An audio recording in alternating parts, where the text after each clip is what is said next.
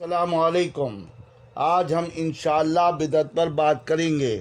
قرآن کریم کی سورہ مائدہ آیت نمبر 3 میں رب کریم نے فرمایا، آج میں نے تمہارے لیے تمہارا دین مکمل کر دیا۔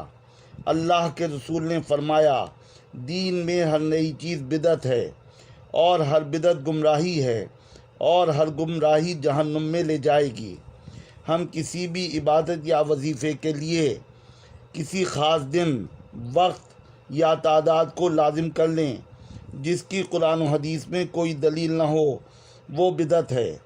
قبروں کو پکا کرنا، مرادوں کے دھاگے باندھنا، بچوں کی حفاظت کے لیے کالے ٹیکے لگانا، لڑکیوں کی شادی کے وقت ان کے سر پر قرآن رکھ کر رخصت کرنا اور اس کے علاوہ شادی میں غیر دینی رسمیں، محرم، سفر اور شعبان میں بدعتیں کرنا، شب بارات اور عید میلاد النبی منانا، موت کے بعد چہلم، برسی یا دوسری بدعتیں کرنا۔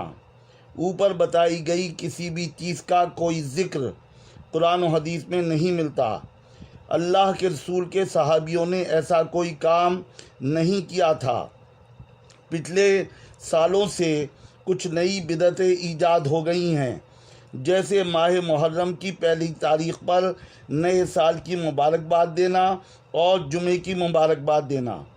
بدعت گناہ سے بھی زیادہ خطرناک ہے، کیونکہ گناہ کرتے وقت انسان کو احساس ہوتا ہے کہ وہ گناہ کر رہا ہے، پر بدعت تو نیکی کا کام سمجھ کر کی جاتی ہے، اس لیے عام طور پر انسان کو توبہ کی توفیق نہیں ہوتی۔ پیارے نبی نے صاف طور پر کہا تھا، میرے بعد تم بہت سے اختلافات دیکھو گے۔